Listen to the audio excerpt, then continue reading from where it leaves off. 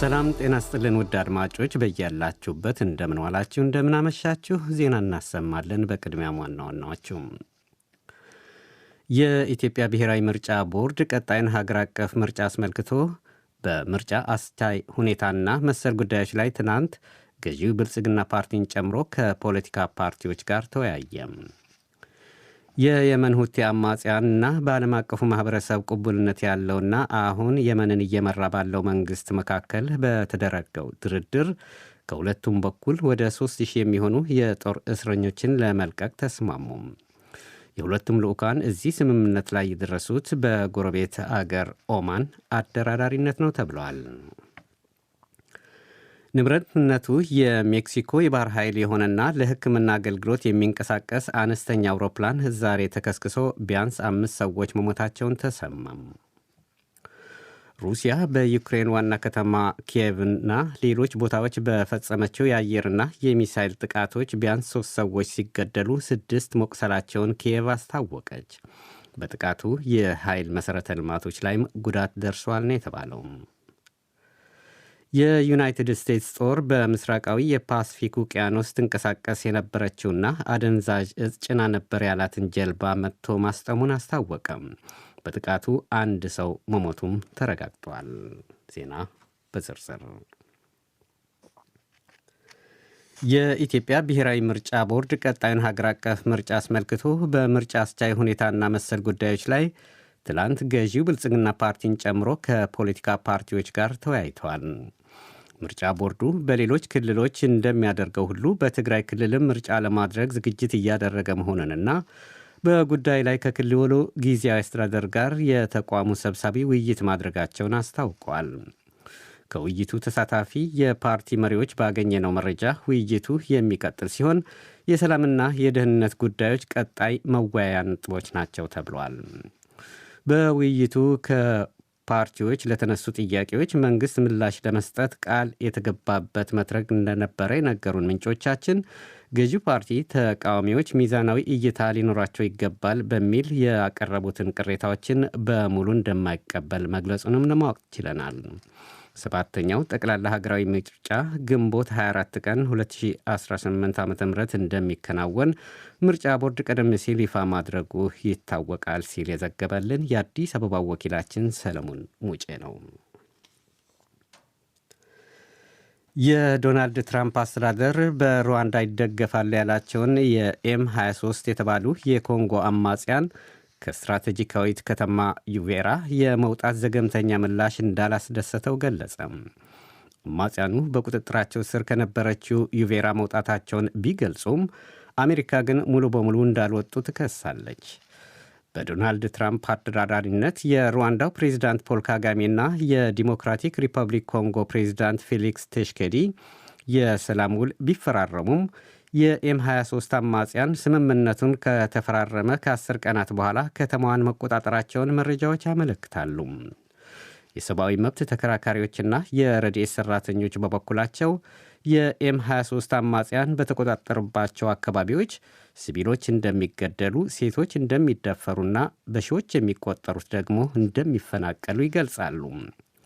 ሮይተርስ የዜና ወኪል ያነጋገራቸው ስማቸው ያልተጠቀሰ አንድ የአሜሪካ እንደራሴ የኤም 23 ታጣቂዎች ከከተማ ሙሉ በሙሉ አለመውጣታቸውን ገልጿል። ድርጊቱ እንዳላረካቸው በማከል የየመን ሁቲ አማጽያንና በዓለም አቀፉ ማህበረሰብ ቅቡልነት ያለውና አሁን የመንን እየመራ ባለው መንግሥት መካከል በተደረገው ድርድር ከሁለቱም ወገን ወደ 3000 የሚሆኑ የጦር እስረኞች ለመልቀቅ ተስማሙ። የሁለቱም ልዑካን እዚህ ስምምነት ላይ የደረሱት በጎረቤት ሀገር ኦማን አደራዳሪነት ነው ተብሏል። የየመን መንግሥት ተደራዳሪ ልዑክ አባል ማጂድ ፋድሂል ከአማጽያኑ ጋር ባደረጉት ድርድር ከሁለቱም ወገን በሺዎች የሚቆጠሩ የጦር እስረኞች ለመልቀቅ መስማማታቸውን ለፈረንሳይ ዜና አገልግሎት ገልጸዋል። የየመን ሁቲ አማጽያን ተደራዳሪ አብድልቃድር አል ሞርታዳ በበኩላቸው በኤክስ ገጻቸው ባሰፈሩት መልእክት በድርድሩ 1700 የኛ ያሏቸውን እስረኞችና 1200 የመንግሥት እስረኞች እንደሚለቀቁ ገልጿል። አማጽያኑ ከሚለቋቸው የጦር እስረኞች 7 የሳውዲ ዜጎችና 23 ሱዳናውያን ይገኙባቸዋል። ከሚለቀቁት 7 የሳውዲ ዜጎች 2ቱ የሳውዲ አየር ኃይል የጦር ጀት አብራሪዎች መሆናቸውንም ለማወቅ ተችሏል። ዓለም አቀፉ የቀይ መስቀል ኮሚቴ ባወጣው መግለጫም ከእስር ነፃ የሚደረጉት ክብራቸውን በጠበቀ መልኩ ከቤተሰቦቻቸው ጋር ለማገናኘት ዝግጁ መሆኑን አስታውቋል። ይህ ዶቼ ቬለ ነው። ንብረትነቱ የሜክሲኮ የባህር ኃይል የሆነና ለሕክምና አገልግሎት የሚንቀሳቀስ አነስተኛ አውሮፕላን ዛሬ ተከስክሶ ቢያንስ 5 ሰዎች መሞታቸውን ተሰማም። በጋልስቶቭ ቤይ ደሴት አካባቢ የተከሰከሰው አውሮፕላን አንድ ወጣት በሽተኛና አንድ ሕፃንን ጨምሮ 8 ተሳፋሪዎች ጭኖ እንደነበር ታውቋል። የሜክሲኮ ባህር ኃይል ባሰራጨው መግለጫ የአደጋው ምክንያት እየተጣራ ነው ብለዋል። በአደጋው ሕይወታቸው ያለፈውን ቤተሰቦች ጥልቅ ሐዘን እንደተሰማው አክሏል። የአደጋ ጊዜ ሠራተኞች በሕይወት የተረፉ ካሉ የማፈላለግ ሥራዎች እያካሄዱ ሲሆን 2 ሰዎች በሕይወት ማትረፋቸውንም ገልጿል። አንዱ ግን እስካሁን ደብዛው እንዳልተገኘ የዘገበው አሶሺየትድ ፕሬስ ነው። የሚያንማር ሁንታ በቅርቡ በሀገሪቱ ይካሄዳል በተባለው ምርጫ በአስገዳጅ እንዲሳተፉ በመራጮች ላይ ማስፈራራትና የአመፃ ድርጊቶች እየፈጸመ ነው ሲል የተባበሩት መንግስታት ድርጅት ከሰሰ። የድርጅቱ የሰብአዊ መብቶች ኮሚሽነር ዛሬ እንዳሉት ሌሎች ነፍጥ የታጠቁ ተቃዋሚዎችም ህዝቡ በምርጫው እንዳይሳተፍ ተመሳሳይ ድርጊት እየፈጸሙ ነው። በሚያንማር እንደ ጎርጎሮሳውያኑ አቆጣጠር በ2021 በመፈንቅለ መንግሥት ሥልጣን የተቆናጠጠው ወታደራዊ ሁንታ በነሐሴ 2023 ምርጫ አካሂጄ ለሲቪል አስተዳደር ሥልጣኑን አስረክባለሁ ብሎ ቃል ገብቶ የነበረ ቢሆንም በሰበብ አስባቡ በማዘግየት ለፊታችን ታህሳስ 28 2025 ምርጫ ለማካሄድ ዕቅድ ይዟል። የተባበሩት መንግሥታት ድርጅት የሰብአዊ መብቶች ኮሚሽነር ቮልከር ቱርክ ወታደራዊ ሁንታው ሲቪሎች ዜጎችን አስገድዶ በምርጫው እንዲሳተፉ ለማድረግ እየፈጸመ ነው ያሉት ጭካኔ የተሞላበት ድርጊትና የዘፈቀደ እስር እንዲያስቆም አሳስበዋል።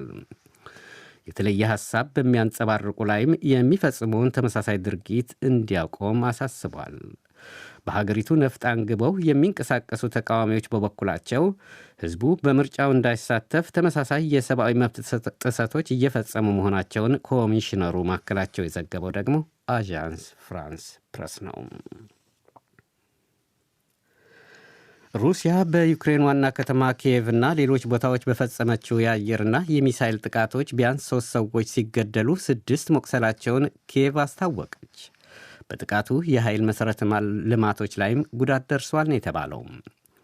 የዩክሬኑ ፕሬዝዳንት ቮሎዲሚር ዜሌንስኪ በቴሌግራም ገጻቸው በሩሲያ ጥቃት አንድ የ4 ዓመት ሕፃን የሚገኝበት ቢያንስ 3 ሲቪሎች መገደላቸውን ገልጸዋል።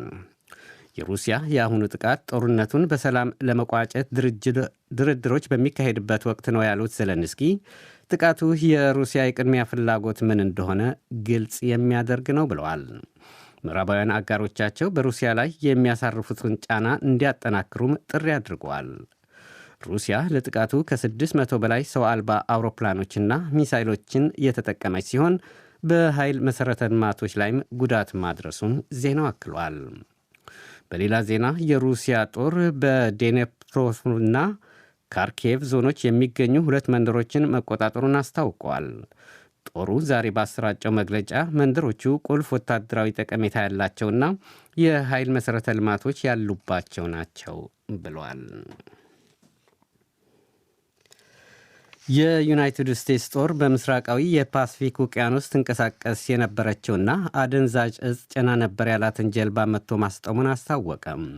በጥቃቱ 1 ሰው መሞቱም ተረጋግጧል ነው ያለው። የአሜሪካ ጦር የደቡብ እዝ ዛሬ በማኅበራዊ ድረገጹ ባሰራጨው መግለጫ በምስራቅ የፓሲፊክ ውቅያኖስ ትጓዝ የነበረችው ጀልባ አደንዛዥ እጽ መጫኗን በመረጃ ክፍሉ መረጋገጡንና ይህ መሠረት በማድረግ እርምጃ መውሰዱን አስታውቋል። ይሁንና ለጥቃቱ መፈጸም ደረሰኝ ያለው ማስረጃ እንዳላቀረበ የአሶሺየትድ ፕሬስ ዘገባ ያመለክታል። ካለፈው የመስከረም ወር ወዲህ በተፈጸሙ 29 ተመሳሳይ ጥቃቶች 105 ሰዎች መገደላቸው ታውቋል። የዶናልድ ትራምፕ አስተዳደር እንዲህ ያሉ ተደጋጋሚ ጥቃቶች ወደ አሜሪካ የሚደረገውን ሕገወጥ የአደንዛዥ እጽ ለመቆጣጠር እንደሆነ ይገልጻል። የሰብአዊ መብት ተከራካሪዎች ግን ጥቃቱን በማስረጃ ያልተደገፈና ከፍርድ ቤት ትዕዛዝ ውጭ የሚፈጸም ግድያ ሲሉ ድርጊቱን ያወግዛሉ። ይህ ዶይቼ ቬለ ነው።